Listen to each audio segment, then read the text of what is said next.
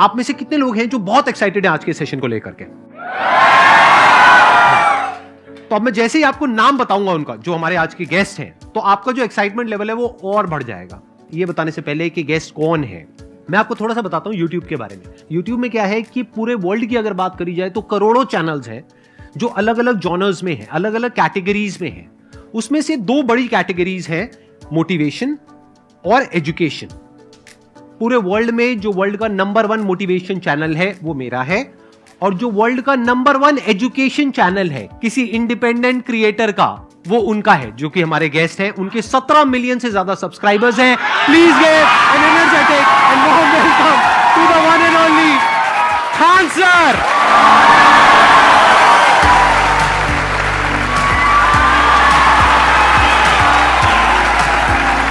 क्या हाल चाल जी, कैसे हैं आप?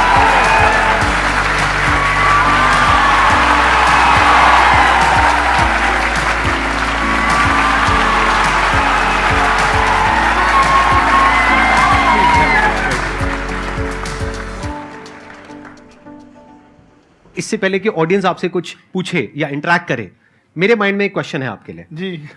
जो बच्चे हैं वो आपके इतने दीवाने क्यों हैं, इतने पागल क्यों हैं आपके पीछे? मतलब मेरे कमेंट सेक्शन में भरा पड़ा था, खान सर कब आएंगे, खान सर कब आएंगे। मतलब ऐसा क्या जादू कर दिया आपने बच्चों के ऊपर?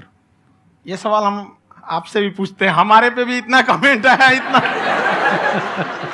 मेरे तो ऑफिस में लोग चले आए कि सर कब जा रहे हैं। अच्छा। क्योंकि हम लोग का तो एग्जैक्ट है, वही पढ़ाना है। हाँ। तो देखिए, हम लोग का मेन है कि बच्चों को जो जरूरत रहती है कि अगर लड़का पढ़ने आया है ना, उसके मन में कोई डाउट ना रह जाए। हम उसको कहते हैं कि हम तुम्हें पढ़ा रहे हैं, दम है तो भूल के दिखाओ, याद करके नहीं।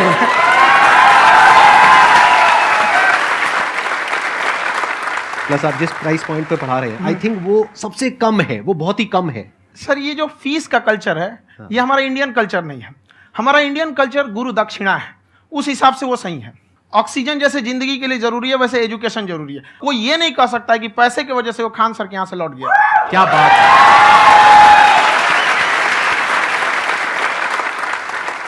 मैंने देखा कि आपका ये जो चैनल है कि ये पिछले 3 साल के अंदर अंदर ही ग्रो किया है। हमको जब चैनल शुरू हुआ तो एक दिन में हम 4-5 वीडियो बनाए।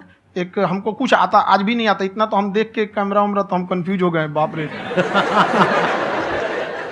तो हम एक ही दिन में वीडियो शूट किया, पढ़ाने वाला टॉपिक था हमको। उसके बाद कभी वीडियो नहीं, 6-7 वीडियो एक ही बार शूट कर लिए। और एक जो थे जिनका कैमरा वगैरह था, मेरे पास कैमरे भी नहीं थे उस टाइम, और कैमरा 35,000 का था। तो 6 महीना इसी में लग गया, जो 35,000 इसी में फंस जाएगा। तो उनके कैमरे से शूट किए, उन्होंने कोई चार्ज लिया, उसके बाद हम छोड़ ही दिए। लॉकडाउन लगा, तब हम कहें आप कैसे पढ़ाएंगे। वो तो 1 दिन 2 दिन करते करते अचानक लंबा हो गया। तब हमको याद आया कि ओहो, मेरा एक चैनल भी है वहाँ पे। तो उस समय उस पर लगभग 30,000 सब्सक्राइबर हो चुके थे। तो जैसे लॉकडाउन लगा तो उस पर पढ़ाना चालू किया, और पता नहीं क्या लोगों को पढ़ाई में इतना इंटरेस्ट आ गया कि आपका स्टाइल ऐसा है थोड़ा सा। आप आई थिंक पढ़ाई के साथ साथ में जो बीच बीच में आप थोड़ा बहुत छोड़ते रहते हैं ना, मतलब जो जो एंटरटेनमेंट चलता रहता है। ये बात हम देखिए, जब हम गुलाम थे ना, तो अंग्रेजों ने एक चाल चला था कि भारत को हम फिजिकली गुलाम रखेंगे 100-200 साल, मेंटली 1000 साल कर देंगे। उन्होंने पढ़ाई का मॉडल चेंज कर दिया। उन्होंने ऐसा डिजाइन किया कि ये टीचर की रिस्पॉन्सिबिलिटी है, वो पढ़ा के चला जाए। टीचर की रिस्पॉन्सिबिलिटी यहाँ खत्म नहीं हो जाती है। पढ़ाना तो कोई भी पढ़ा सकता है, टीचर की इससे बड़ी रिस्पॉन्सिबिलिटी होती है उसे समझाना। वो समझा कि नहीं समझा।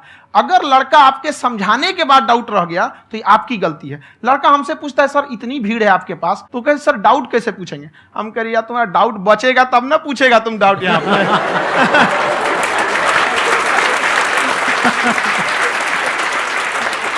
कॉन्फिडेंस नेक्स्ट लेवल है खान सर का, मानना पड़ेगा। और शायद यही वजह है इनकी जो ग्रोथ है उसका। किसी ने शायद सपने में भी नहीं सोचा होगा कि पिछले 2 साल के अंदर अंदर जो आपके चैनल की ग्रोथ हुई है, जैसे आप खुद ही बता रहे हैं कि लॉकडाउन के टाइम पे आपके 30,000 के करीब सब्सक्राइबर्स थे, आज की डेट में 17 मिलियन है। और मेरा एक क्वेश्चन और है, इससे पहले कि ऑडियंस में से आपसे कोई क्वेश्चन पूछे, कि कई बार आप ऐसे भी टॉपिक्स टच करते हैं जो थोड़े से कंट्रोवर्शियल हैं या थोड़े से सेंसिटिव हैं, जिसके ऊपर बात करने की हिम्मत आई थिंक बहुत ही कम लोगों में है। तो आपको कभी ये नहीं लगता है कि कहीं ज्यादा तो नहीं हो रहा है, इसको थोड़ा रोक देते हैं, थोड़ा कम कर देते हैं? क्योंकि कोई लाइन ही नहीं है वैसे तो बोलने को, तो आप कुछ भी बोल दो, कितना भी बोल दो। हुई है कंट्रोवर्सी बहुत बार। एक्चुअली बचपन से हमको फौज में जाना था, और फौज वालों के लिए ये सब मायने नहीं रखता। उसको करना है मतलब करना है, तुम सामने कुछ भी रहो, डजंट मैटर।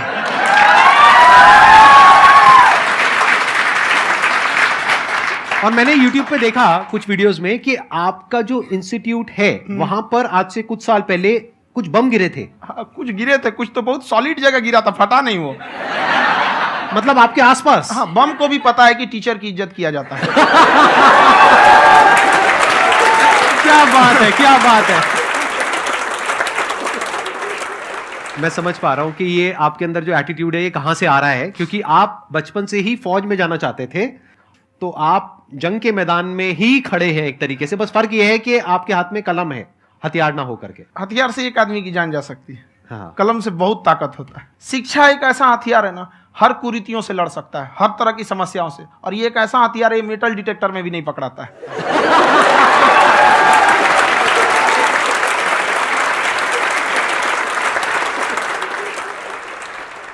मेरा क्वेश्चन ये है कि अभी प्राइवेट ऑर्गेनाइजेशंस में पीटने का, पनिशमेंट का ये सिस्टम जो है खत्म हो गया है। हम आपके वीडियो में देखे हैं सर कि आप एक बड़ा सा रोल रखे रहते हैं, पुलिस वाला लाठी है वो, पुलिस वाला लाठी है, और स्टेज पे बुला के बच्चों को उसी से धुनाई शुरू कर देते हैं मस्त एकदम से, है ना।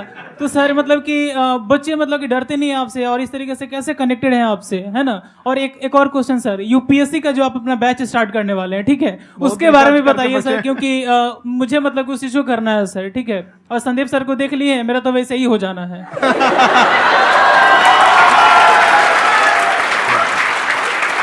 क्या हो जाना है? मेरा पूरा कंप्लीट करो। I'll be an IAS officer next year because I have seen you, sir. My day is like complete, sir. All the best. Thank you so much, sir. Thank you. पूरा बोला करो। Thank you. देखिए, लड़कों को जहां तक पीटने की बात है, जब पढ़ाने की बात आएगी तो उसको हम पूरे बेहतरीन ढंग से पढ़ाएंगे। लेकिन जब सजा देने की बात आएगी ना, तो वो भी बेहतरीन ढंग से होगा। ऐसा थोड़ी होगा कि बस एक ही चीज बेहतरीन ढंग से होगा। और डर का होना बहुत जरूरी है। ये डर भी अपने आप में एक मोटिवेशन है, क्योंकि जब आपके अंदर एक थोड़ा सा डर रहे ना, तो डर के भागिए मत। एक ऐसा डर जिसको आप लगे कि नहीं नहीं थोड़ा सा और करने की जरूरत है, फिर तो ये हम इसको क्रॉस कर जाएंगे आप। तो लड़कों के अंदर ये डर बनाना भी जरूरी रहता है। और रही बात यूपीएससी वाले की, जो आपने बोला, बहुत सारे लड़के वेट कर रहे हैं यूपीएससी की, क्योंकि 2-2.5 लाख फीस सारे लोग एफोर्ड नहीं कर सकते। और हमारा वही रहता है, हम तो ज्यादातर हमारे स्टूडेंट देखेंगे तो किसी के रिक्शा वाला, सब्जी वाला, यही लोग, इनको तो 2.5 लाख रुपया, इनके पास पूरी संपत्ति नहीं होती है, फीस कहाँ से भरेंगे वहां पे, उसके बाद रहेंगे कहाँ से। तो ऑल ओवर इंडिया से, कश्मीर से कन्याकुमारी तक, गरीब से गरीब भी लड़का उसको पढ़ सकता है। यही कुछ 1000 रुपये मंथली, 12-14 हजार साल का पड़ेगा, खत्म हो जाएगा इतना में।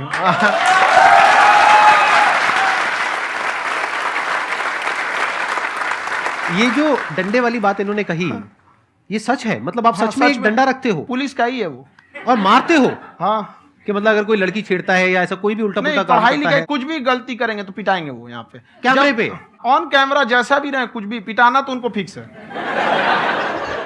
एक तो कोई मतलब विधायक जी थे, उनके लड़का को पीट दिए, तो चला है दल बल लेके अपना वहां पे। उसने घर पे नहीं बताया था कि सर ने पीटा है, बस बोल दिया कोचिंग में पीटा है।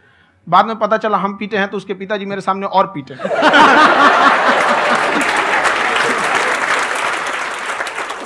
सर आपका सबसे बड़ा डर क्या है, आप दोनों का? फौजी को डरे नहीं लगता है, बाकी अफसर से पूछिए।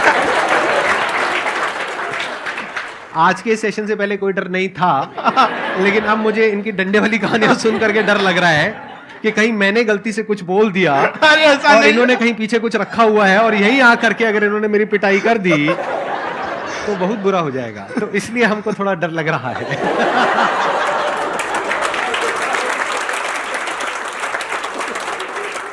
आपकी डेली कितने घंटे क्लासेस होती हैं? 6-7 घंटे। अभी भी खुद ही करते हो आप? हाँ, जो भी हमारे classes स्टाफ करते हो। परेशान रहते हैं। हम 1:30-2 बजे सोते हैं, सुबह 6 बजे उठ जाते हैं, परेशान रहते हैं। यार इतना क्यों करते हो, है ना? कभी तो उनको भी साथ साथ लगना पड़ता है ना। उनको साथ साथ लगना पड़ता है। हम जग गए तो कोई सोया थोड़ी रहेगा, परेशान रह, दिन में सोते ही नहीं है बेचारा, कहीं कहीं जाके सोते रहता है। तो हम सीट बांध दिए कि भाई तुम इस समय सो जाना, तुम इधर सो जाना। आपकी शादी हो गई या नहीं हुई अभी? मेरी खुशहाली देख के आप आइडिया लगा सकते हैं।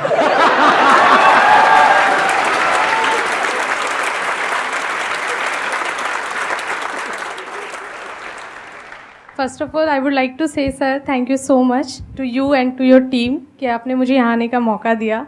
एंड सर अब तक मैंने आपको सिर्फ फ़ोन या लैपटॉप में ही देखा है दोनों को, आज फर्स्ट टाइम लाइव देख रही हूँ तो बहुत अच्छा लग रहा है।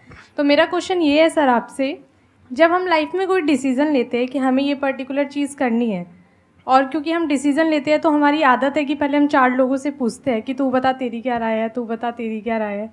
तो उनमें से अगर कोई हमें कह देता है कि ये बेकार डिसीजन है मत कर, तो हमारा माइंड कहीं ना कहीं डाइवर्ट होने लगता है और उसकी वजह से हम अपना डिसीजन चेंज कर देते हैं। तो मेरा क्वेश्चन ये है कि कैसे हम अपने डिसीजन पे स्टिक रहे, कैसे हम जो दूसरे के ओपिनियन है उनको अफेक्ट ना होने दें अपने ऊपर।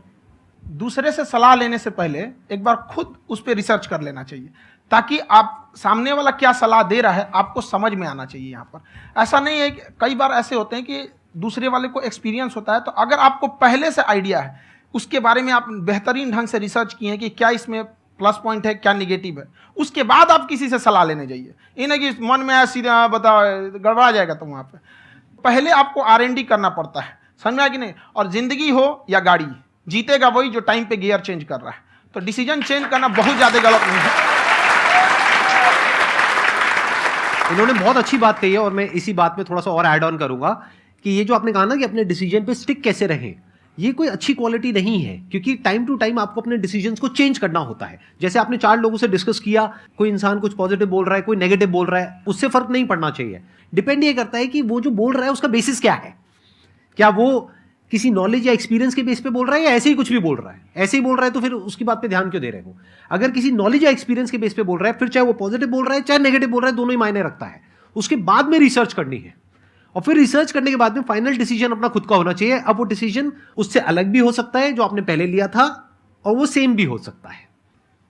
सर मेरा क्वेश्चन दोनों से है आपसे, how to deal procrastination and laziness. हमारा ब्रेन है ना, ये बहुत आलसी टाइप का, इसको आराम खोजना पसंद है। अब थोड़ा सा भी अब इसको आराम की ओर लेके चले गए ना तो फिर उधर ही रहेगा। आप सोचेंगे 10 मिनट आराम कर लेते हैं ना, तो 10 मिनट 2 घंटा बना देगा। उसको टॉर्चर कीजिए, चल 10 मिनट बाद में।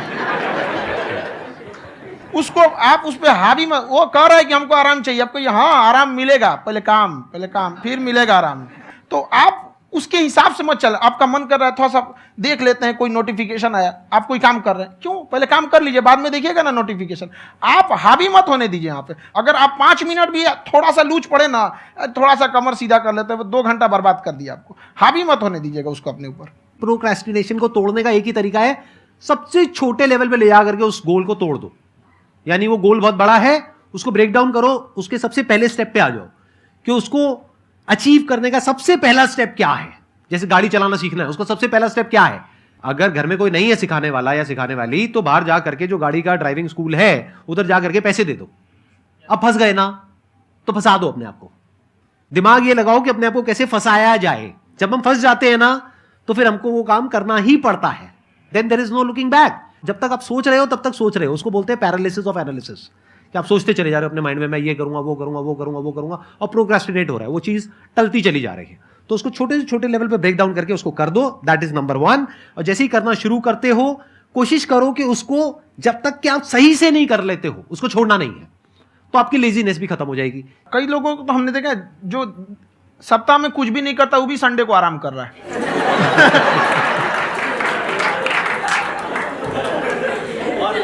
वैसे कहा भी जाता है कि अगर कोई काम आपको करवाना है ना, तो ऐसे किसी इंसान को दो जो बिजी है। हाँ। ऐसे आदमी को मत दो जो खाली है। ये परफेक्ट एग्जाम। किसी को भी आप देखिएगा जिसको आप कहते हैं कि मतलब थोड़ा ठीक ठाक आप समझते हैं कि नहीं ये बहुत आगे निकल, वो एक काम को खत्म करने के बाद कभी आराम नहीं करेगा। एक काम खत्म हुआ उसको लगेगा हाँ एक खत्म हो गया, अब दूसरा करना चाहिए। और वही जिसको देखिएगा एक खत्म हो गया और आराम करना चाहिए, कभी नहीं, लाइफ में आखिरी सांस तक। सर यहाँ पे सब हिंदी में पूछते हैं, इंग्लिश में पूछते हैं, मैं भोजपुरी में पूछूं? जौन भाषा ठीक लगे तोने में पूछ दो। हाँ सर।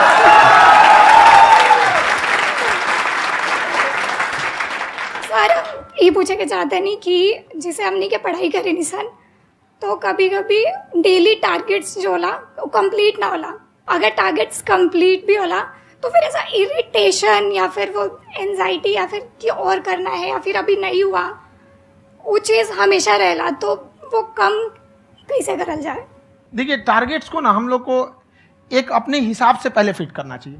ऐसा नहीं कि दूसरे किसी इंसान को देख के हम टारगेट फिट कर ले। कोई लड़का 8 घंटा पढ़ रहा है, कोई पहली बार अभी पढ़ना ही चालू किया, उसको देख के 8 घंटा पढ़ेगा तो पढ़ाई छोड़ देगा। तो आप अपनी क्षमता के हिसाब से देखिए कि आप कितना पढ़ सकते हैं। अगर आपने एक घंटे को बना लिया कि हम 1 घंटा पढ़ सकते हैं, अगले 1 हफ्ते तक उसको सस्टेन रखिए। जिम में कैसे करते हैं लोग, पहले दिन उठा लीजिएगा 1 कुंटल तो हार्ट अटैक हो जाएगा। तो वो धीरे धीरे टारगेट सेट कीजिए और अपनी क्षमता को भी देखिए। हर इंसान की क्षमता अलग है। कंगारू को देख के हाथी छलांग मारेगा, पैर तोड़ के बैठ जाएगा।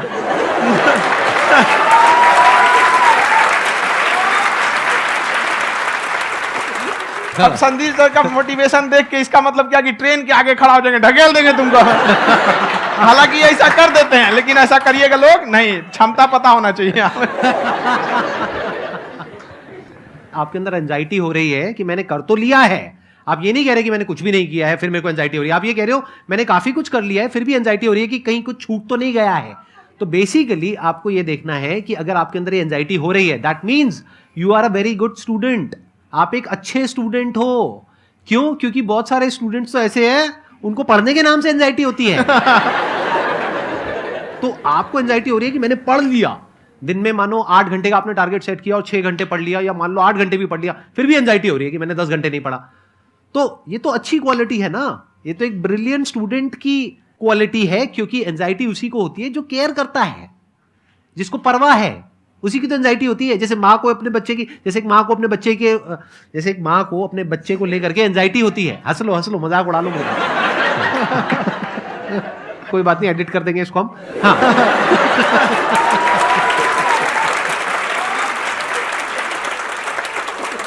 जैसे एक माँ है, उसको अपने बच्चे को लेकर के एंजाइटी होती है, थोड़ी सी भी तबीयत खराब हो जाए उसको एंजाइटी होती है, चाहे बच्चा ठीक भी है, डॉक्टर को नहीं होती है।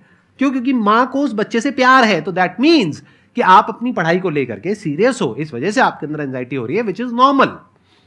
जहां पर प्यार मोहब्बत होती है वहां पर थोड़ी बहुत एंजाइटी तो होती ही है ना। समझ रहे हो ना मैं क्या कहना चाह रहा हूं? आप लोग समझ रहे हो ना मैं कहां जा रहा हूं?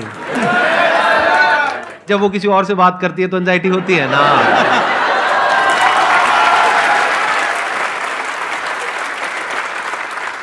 सर, आपकी स्टोरी हमने सुनी थी, तो एक टाइम आया था जब आप गंगा किनारे जाके बैठ गए थे। उस समय आपको कुछ समझ नहीं आ रहा था, तो उस समय मतलब आपने ये डिसीजन कैसे लिया कि अब आगे नहीं, यहाँ से वापस जाना है? रास्ता ही नहीं था। घर जाने के लिए एटलीस्ट 90 रुपए चाहिए थे, जेब में 40 रुपए थे। कैसे घर जाते हैं? और हम गंगा के किनारे चुपचाप बैठे बैठे हम कहें कि अब बहुत टेंशन हो गया, अब घर जाना चाहिए। रूम पे, तो किराए के रूम पे ही आदमी सारे लोग रहते। गए वहाँ पे तो रूम लॉक हो गया था। तुम खटखटाएं तो ऊपर से गुस्सा से बोले जो ऑनर थे, क्या टाइम हो गया है? तुम कहीं 9-10 बज रहा होगा। घड़ी देखिए तो 2 बज रहा था रात का, 2-2:30 बज गया था वहाँ। टेंशन में आप तो होता है, कई बार ऐसा समय आएगा कि लगेगा जैसे अब कुछ नहीं हो सकता है। तो इससे घबराना नहीं है। कभी कभी गुच्छे की आखिरी चाबी भी ताला खोल देती है।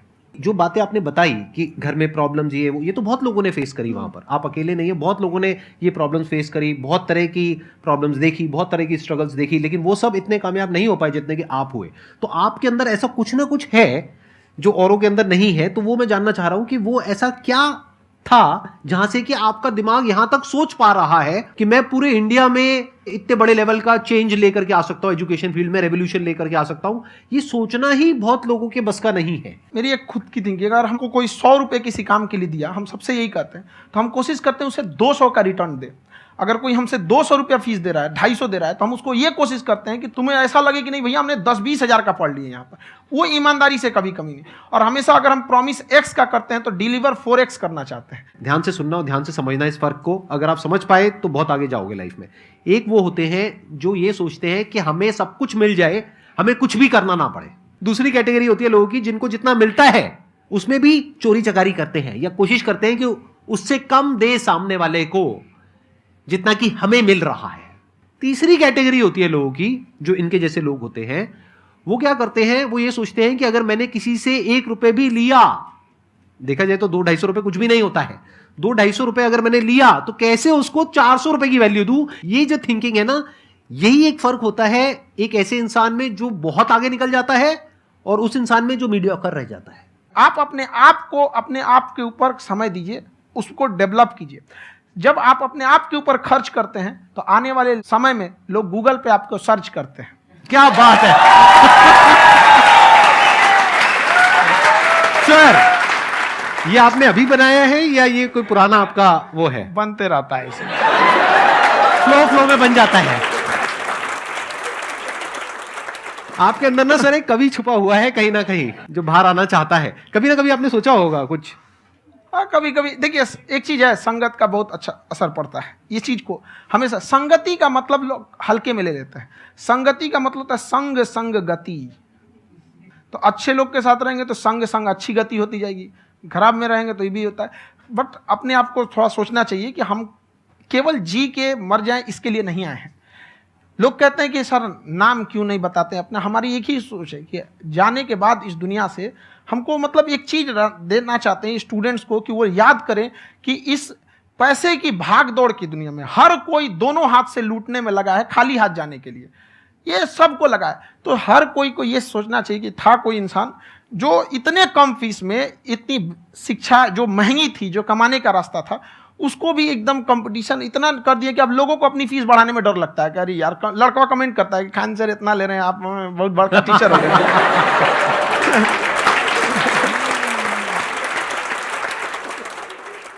खान सर की एक क्लिप है, ये समय और समझदारी में बहुत फ़र्क होता है।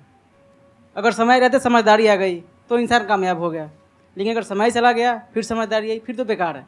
तो सर मतलब कुछ आपको ऐसी चीज़ लाना चाहिए जो मतलब बच्चों जो तैयार हो रहे हैं उनको ये चीज़ें मतलब एंड टाइम पे दिखे। समझ रहे हैं आप मेरी बात? नहीं समझ?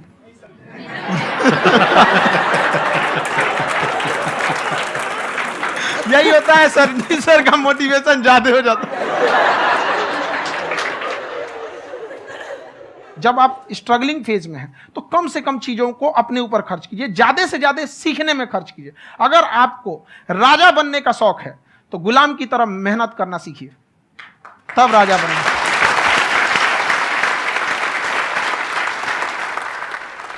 ये दुख, ये दर्द, ये सब तेरे अंदर है।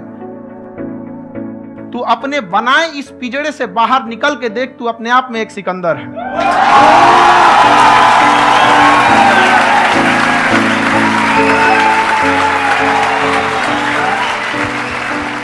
Thank you so much sir for coming. बहुत मजा आया मेरे को आपके साथ में इंटरेक्ट करके। आई एम श्योर आप लोगों को भी बहुत मजा आया होगा।